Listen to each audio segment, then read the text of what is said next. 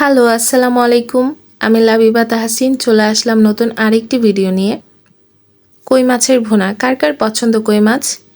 একসময় আমার খুব ভালো লাগতো কই মাছ, কিন্তু এখন খেতে পারি না একটা ইনসিডেন্টের জন্য। কিন্তু আমার বাসার সবাই খুব পছন্দ করে কই মাছ। চলুন শুরু করা যাক মূল ভিডিও। প্রথমে মাছটাকে হলুদ গুঁড়ো, মরিচ গুঁড়ো এবং স্বাদমতো লবণ দিয়ে মাখিয়ে নিতে হবে। খুব সুন্দরভাবে মাখাতে হবে। চুলায় প্যান বসিয়ে তেল গরম করে মাছগুলো ছেড়ে দিতে হবে।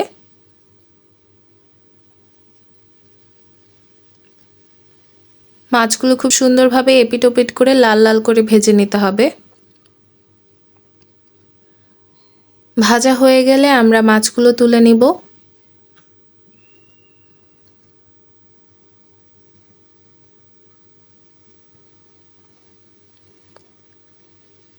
এবং সেম কড়াইতে সেম তেলে আমরা পেঁয়াজ কুচি দিয়ে দিব।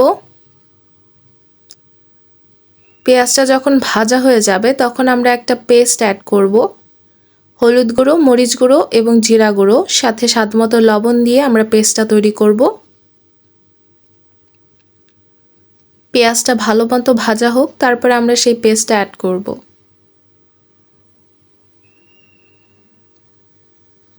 পেঁয়াজটা ভাজা হয়ে গেছে।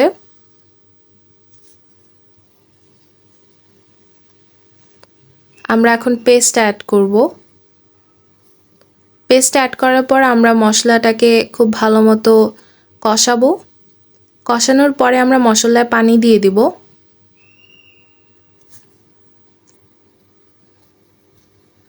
তারপর আরও ভালো মতো কষাতে হবে।